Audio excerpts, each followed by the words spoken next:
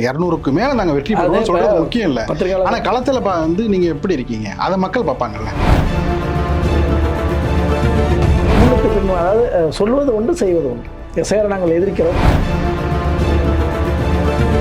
திமுக பண்ற ஸ்கோர்ல இவங்க அந்த அளவுக்கு எட்டிருக்காங்களா அந்த ஒரு கேள்வி இருக்கு. இல்ல அப்படிலாம் இல்லை. அதாவது என்னங்க, நிதியமைச்சர் நிர்மலா சீதாராமன் அவர்களே 9315 வாக்குகள் போலி வாக்கு. அந்த கண்டுபிடிக்கப்படாத 5 லட்சம் பேர் யாரு? ஒரு தொகுதியில் வாக்களித்த அவரோட இன்னொரு தொகுதியில் வாக்களித்த மாதிரி வந்திருக்கு.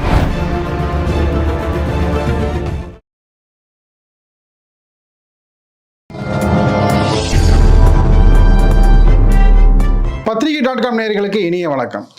பரபரப்பான அரசியல் சூழலில் விறுவிறுப்பான கேள்விகளுக்கு வித்தியாசமாக பதிலளிக்க காத்து கொண்டிருக்கிறார் அரசியல் விமர்சகர் ராஜா ஸ்டாலின் அவர்கள். வணக்கம் ராஜா ஸ்டாலின், எப்படி? வணக்கம் சார். நல்லா இருக்கீங்களா? நல்லா இருக்கேன். பாஜகவுடைய செயல்பாடுகளை விமர்சனம் பண்ணுற திராவிட முன்னேற்ற கழகம். ஆனால் மக்கள் பிரச்சனை வரப்பொழுது பார்த்தீங்கன்னா அந்த திட்டங்களை வந்து செயல்படுத்துகிறாங்க. மத்திய அரசு கொண்டு வந்தாலும் திட்டங்களை செயல்படுத்துகிறாங்க.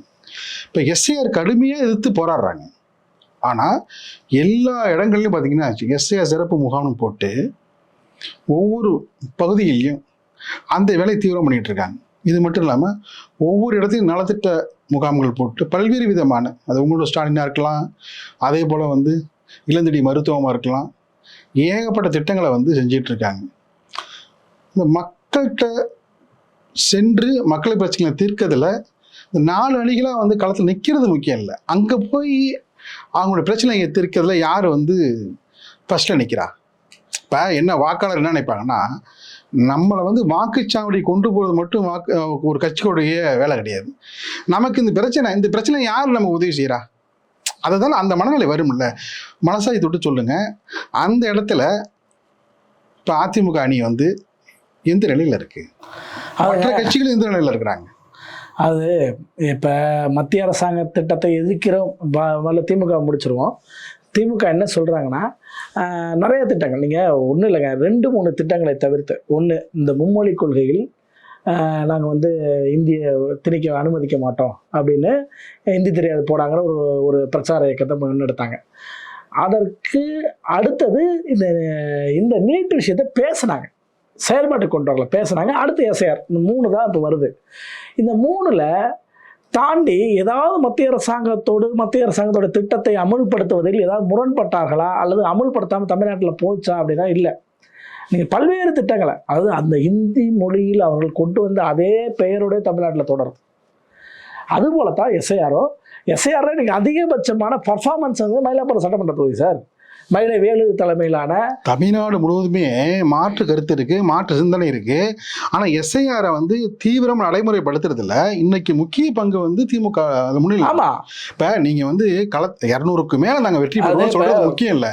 ஆனா களத்துல வந்து நீங்க எப்படி இருக்கீங்க அதை மக்கள் பார்ப்பாங்கல்ல. ஆமா, அதாவதுங்க மயிலாப்பூர் விஷயத்த நான் சொல்கிறேன். என்னென்னா, மாசுவை பாராட்டியிருக்காரு சமீபத்தில். என்னென்னா, மயிலாப்பூர் சட்டமன்றத்தில் இது நல்லா வேலை நடந்துச்சு, எஸ்ஐஆர் வேலைகள்லாம் சீக்கிரம் பண்ணிட்டாங்க. 99% எஸ்ஐஆர் வேலையை முடித்து ஃபார்ம் அப்லோட் பண்ணிட்டாங்க மயிலாப்பூர் சட்டமன்ற தொகுதியில். அப்போ இந்த 99% அப்லோட் பண்ணுறதுக்கு மயிலை வேலு அவர்கள் என்ன உதவினார்னா, ஒரு ஃபார்மு வேலையை முடிச்சு கொடுத்தா 10 ரூபான்னு அந்த சம்மந்தப்பட்ட அதிகாரிகளுக்கு கொடுத்ததா ஒரு தகவல் வருது. ஆக அந்த அளவுக்கு இப்போ செலவழித்து அந்த விஷயத்தை சீக்கிரம் முடிக்கிற அளவுக்கு திமுக இறங்கிடுச்சுன்னு சொல்ல வரேன். என்னன்னா, இப்படி தான் முன்னுக்கு பின், அதாவது சொல்வது ஒன்று செய்வது ஒன்று. எஸ்ஐஆரை நாங்கள் எதிர்க்கிறோம், ஆனால் எஸ்ஐஆரை நடைமுறைப்படுத்திட்டோம். 67,000 ஊழியர்களை மாநில அரசு தான் கொடுத்துருக்கு. மாநில அரசு அதை கொடுக்காம புறக்கணிக்கலாமே, அல்லது உச்சநீதிமன்றத்தில் வேறு ஒன்று செய்யலாம். என்ன செய்யலாம்? ஆதாரை வந்து நீங்கள் இதுவாக எடுத்துங்க, முக்கிய டாக்குமெண்ட் எடுத்துங்கன்னு ஒரு வழக்கு போட்டு அது அனுமதி கிடைச்சதுல. அதுபோல் இந்த தேர்தலில் அது தனி பிரச்சனை. அவங்களுக்கு வந்து நீதிமன்றத்தில் உள்ள பிரச்சனை வந்து தனியாக அவங்க ஃபேஸ் பண்ணிப்பாங்க. ஆனால் வாக்காளருடைய சிக்கல்கள் இருக்குல்ல, அந்த சிக்கல்களை வந்து தீர்க்க வேண்டிய பொறுப்பு உள்ள கட்சியாக அவங்க செயல்படுறாங்க. நம்ம அதையும் பார்க்கணும்ல. இப்போ நம்ம வந்து வெற்றி வார்த்தையாக வந்து நம்ம வந்து 200 தொகுதி மேலே வெற்றி பெறுவோம் அப்படின்னு சொல்கிறத விட, நான் செய்கிறேன், உங்ககிட்ட நிற்கிறேன். இப்போ மாற்று கட்சியாக இருந்தாலும் சரிப்பா, அவர் வந்து பார்த்தீங்கன்னா வேறு விதமாக இருந்தார். இந்த விஷயத்தில் வந்து நமக்கு உள்ள வேலைகளை நாம குறைச்சி நம்ம இல்லம் தேடி வந்து செய்யறாருல்ல அதை தானே பார்ப்பாங்க. அந்த ஒரு விஷயத்துல வந்து நீங்க அதுதான் செய்யறாங்க. இப்ப இந்த எஸ்ஐஆர் விஷயத்த போய் 234 தொகுதிகளையும் பிஎல்ஓக்கள் கூட போறது பயணிக்கிறது திமுக அதிமுக கட்சியை சேர்ந்தவர்கள் தான். பிஎல்ஓ 2 அப்படிங்கப்படக்கூடிய அவர்கள் தான். இதில் எங்கேயாவது ஒரு பகுதியாக ஒரு தாவேக்காவோ, எங்கேயாவது ஒரு பகுதியாக நாம் தமிழரோ, எங்கேயாவது ஒரு சில பகுதிகளில் கம்யூனிஸ்ட் கட்சிகளோ செய்வாங்களே தவிர, ஆனால் பரவலாக 234 தொகுதியில் குறைந்தபட்சம் ஒரு ஒரு சட்டமன்ற தொகுதி 200 300 மேற்பட்ட பூத் இருக்கும். அந்த பூத் வைஸு அனைத்து பூத்துக்கும் போட ஆளுங்க யாரு? திமுக அதிமுக தான். வேற யாரும் போல. ஒரு சில இடத்த பாஜக போயிருக்கலாம், இப்படி இருக்கலாம். இல்ல கூட்டணி முழுவதுமே அதில் வந்து ஈடுபடுறாங்க. இல்ல அந்த அணி 2 அணி, அப்ப அதிமுக தலைமையிலான அணியும் திமுக தலைமையிலான அணியும் தான் ஈடுபடுதே தவிர, அடையாளமாகத்தான் நாம் தமிழர்களோ தவேக்காவோ வராங்க. இவங்க அளவுக்கான பங்களிப்பு இல்லை. இது ஒண்ணு. அடுத்தது எஸ்ஐஆரை அமல்படுத்தல எப்படி இருக்குதோ அது போலத்தான் மத்திய அரசாங்க திட்டத்திலையும் திமுக அரசு நடந்துக்குச்சு. ஒன்று. அடுத்தது எஸ்ஐஆர் அவருக்கு எப்படி சிக்கல்லாம், இப்போ 77 லட்சம் வாக்குகள் வந்து இல்லை, அதாவது இறந்தவர்கள் வாக்கு, ஷிஃப்ட் ஆனவங்க வாக்கு 27 லட்சம் வந்து இறந்துட்டாங்க. அது வாக்குகள் நீக்கப்படாமல் இருக்கு. அதை இப்போ நீக்கிட்டாங்க. அது ஒன்றும் பண்ண முடியாது. ஷிஃப்ட் ஆனவங்கன்னா இப்போ வந்து நான் உதாரணத்துக்கு தாம்பரம் தொகுதியில் எனக்கு வாக்கு இருக்கும், நான் வந்து என்னோட சொந்த தொகுதி உளுந்தூர்பேட்டையில் வாக்கு வச்சிருப்பேன், நான் அதை ஷிஃப்ட் ஆகி இங்கே வந்திருப்பேன், ஆனால் அங்கே என் பேர் இருக்கும் என்ட்ரிலேயே. ஸோ அது இப்போ நீக்கியாச்சு. அப்ப இந்த அடுத்த 22 லட்சம் 27 1 22 1 முடிஞ்சா. இது ஜனநாயக ஆர்வலரா ஒவ்வொரு குடிமகனும் செய்ய வேண்டிய வேலை அது. ஆமா. இல்ல இது இவங்க திருத்தம் பண்ணவே இல்லை. 2002 பண்ண வருஷம் ஒவ்வொரு திருத்தம் நடந்துட்டு தான் இருக்கு. இல்ல அந்த திருத்தத்துல யாருமே இறந்துடல. அதாவது நிறைய காமெடியா இருக்குங்க, சினிமா காமெடியா வந்துச்சு. ஒரு படத்துல வந்து எங்க அக்கா அவரை வந்து பார்க்க வந்திருக்கணும், இல்ல இப்ப அவங்க வரவே மாட்டாங்க, ஆனா தேர்தலில் மட்டும் வந்து ஓட்டு போட்டு போயிடறாங்கன்னு காமெடி வரும். என்ன தேர்தலில் இறந்தவர்கள் வாக்கு பதிவாயிடுது. ஏங்க நான் மட்டும் சொல்லாங்க, மத்திய அரசாங்கத்தை மத்திய நிதியமைச்சர் நிர்மலா சீதாராமன் அவர்களே 9315 வாக்குகள் போலி வாக்குகள் கொளத்தூர் தொகுதியில் இருக்கு அப்படின்னு இப்ப இல்ல எஸ்ஐஆர் தொடங்கும் போதே சொல்லிட்டாங்க. இல்லை அது முழுக்க அதில் உள்ள நடவடிக்கை வந்து தீவிரமாக எடுக்கப்பட சொல்லிட்டு சம்மந்தப்பட்டெல்லாம் வந்து உறுதிகள் வச்சிருக்காங்க. நம்ம அதையும் பார்க்கணும்ல. ஆமாம். இல்லை அப்படி அவர் சொல்லியிருக்காரு. இன்னைக்கு இப்போ சமீபத்தில் ஜனவரி 21 அவருடைய தேர்தல் வழக்கு 2011 சைதை துரைசாமி அவர்கள் போட்ட வழக்கு உச்சநீதிமன்றத்தில் வரப்போகுது. ஆல்ரெடி அந்த விசாரணையில் போயிட்டுருக்கு. ஏன்னா 2285 வாக்குகள் வித்தியாசத்தில் தான் வந்து வெற்றி பெற்றிருக்கார். இதில் வந்து பணத்தை கொடுத்த ஆதாரத்தோடு, பணத்தை திமுக டிஸ்ட்ரிபியூட் பண்ண ஆதாரத்தோடு சைதை வழக்கு தொடர்ந்து அந்த விஷயம் ஒன்று போயிட்டுருக்குன்னு வச்சுங்களேன்.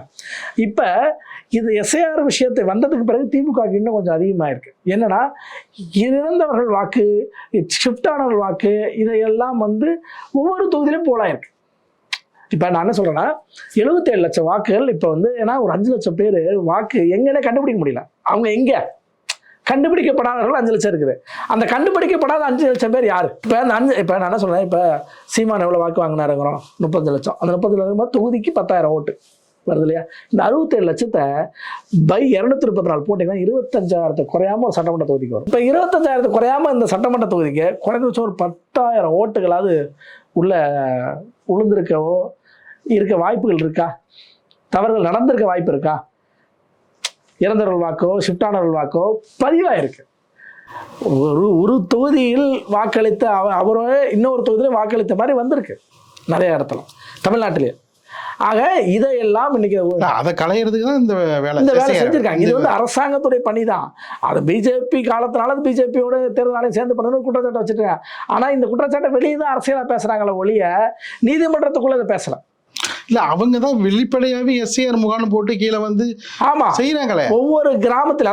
அதாவது என்ன ஒளிவு மறைவு செய்யல, வெளிப்படையாவே செய்யறாங்க. ஒவ்வொரு கிளை நிர்வாகிகளும் திமுக அவருடைய கிளை நிர்வாகிகளும் தான் பிஎல்ஓக்களுக்கு உணவுல இருந்து அனைத்தையும் வாங்கி கொடுத்து செஞ்சுட்டு இருக்கிறாங்க. இல்ல அது வந்து ஒவ்வொருத்தனுடைய வந்து கடமை. அது ஆமா, மாறுபட்டு சிந்தனைகள் மாறுபட்ட பார்வைகள் இருக்கலாம், அது வேற. ஆமா, ஆனா நான் கூட நிக்கிறேன், நெருக்கடியான சூழல்ல நான் கூட நிக்கிறேங்கிறத இல்ல இதை நம்ம ப்ரூஃப் பண்ண வேண்டியது. அப்படியான ஒரு நெருக்கடியான சூழல் நம்ம எடுத்துக்கூடாது. எப்படின்னா 2 கட்சிகளுமே அந்த வாக்குகளை வந்து குறைஞ்சிடக்கூடாது. வாக்குகளை வந்து அந்த நம்பிக்கையை வந்து அதிமுக வந்து பெற்றிருக்கா அப்படின்னு கேள்வி இருக்குல்ல. இல்லை, அதிமுக தான் பிஎல்ஓக்களோட வேலை செய்கிறாங்களே, பணி செய்கிறாங்களே. இது அதாவது திமுக பண்ற ஸ்கோர்ல இவங்க அந்த அளவு எட்டிருக்காங்களா, அந்த ஒரு கேள்வி இருக்கு. இல்லை அப்படிலாம் இல்லை. அதாவது என்னங்க, நீங்கள் போய் பாருங்க ஒவ்வொரு இடத்தையும். நானும் பிஎல்ஓக்களோட தேர்தல் பணி காலத்தில் போயிருக்கேன். இப்போ சமீபத்திலேயே இந்த எஸ்ஐஆர் பணிகள்லேயே அதிமுக சார்பாக. ஆனால் என்ன நடக்கும்னா, அதிமுக திமுக ரெண்டு பேருமே அந்த பிஎல்ஓக்களோட போவோம். அந்த வீட்டில் ஷிஃப்ட் இருந்தால் ஷிஃப்டட் எழுதுவோம், எஸ்ன்னு போடுவோம், டெத்தாக இருந்தால் டி போடுவோம். என்ன, அதே வந்து வெளிநாடுகள் போயிருந்துருக்காங்க அப்படின்னா அதுக்கும் எஸ் போடுறாங்க. இப்படியா டபுள் என்ட்ரி என்ன டிஇ போடுவோம். இப்படியான விஷயங்களை கணக்கெடுத்துட்டு வந்து தான் நம்ம வந்து அதை பிஎல்ஓக்கள் வந்து இது பண்ணாங்க. திமுக அளவுக்கு அந்த விழிப்புணர்வு வந்து பதாகைகளோ அதிமுக தரப்புல வந்து பெரிதளவுல இடம்பெறவே இல்லையே. இல்லை அப்படிலாம் இல்லை, சமமாகவோ ரெண்டு பேருமே சமமாக தான் ஈடுபட்டாங்க. ஏன்னா இது வந்து 10 வாக்கள் 20 வாக்கள் மிஸ் ஆனால் கூட ஒன்றும் இல்லைங்க. டீனரில் சத்யா வந்து வெறும் 200 வாக்குகளை தான் தோத்தார். ஏன்னா அப்படி நிறைய விஷயங்கள் இருக்குது. உதாரணத்துக்கு ஒன்று சொல்கிறேன். ஆக இப்போ இந்த வாக்குகள் வந்து ஒரு 100 வாக்கு 200 வாக்கு மிஸ் ஆனாலே வெற்றி வாய்ப்புக்கு பாதிப்பு வந்துடும். அதனால் ஒவ்வொருத்தர் நான் தான் எம்எல்ஏவாக நிற்க போகிறேன்னு நினைக்கிற ஒவ்வொரு மாவட்டத்திலும் முடிக்க வேலை வாங்குறாங்க. அதிமுகவும் சரி திமுகவும் சரி. அதனால் சமமாக தான் இருக்குது. ஏன்னா அதுவும் அவரவர்கள் நாங்கள் பங்கெடுத்தாலும் அவர்களுக்கு கட்சி சார்ந்தவர்களோ அபிமானிகளையோ அவர் என்ன பண்ணுறாங்க, ஏன் நீங்கள் கொடுக்கல, என்ன ஃபார்மை கொடுங்க, நாங்கள் ஃபில் பண்ணி கொடுக்குறோம் அப்படின்னு சொல்லி கட்சி முகவர்கள் நியமித்து பண்ணுறாங்க. அதை பிஎல்ஓ 2 வந்து அந்த வேலையை பண்ணி கொஞ்சம் சப்மிட் பண்ண வைக்கிறாங்க. அப்படி தான் இன்றைக்கி வந்து அப்லோட் ஆகிருக்கு. ஏறத்தாழ 90% தாண்டி இன்றைக்கி அப்லோட் ஆகிருக்கிறது வந்து இது அடிப்படையாக தான் வச்சு தான் இப்போ நடந்திருக்கு. அது 2 கட்சிகள் அதை பங்கிடுவேன், மற்ற கட்சிகளும் அதை பங்கெடுத்துக்கலாம்.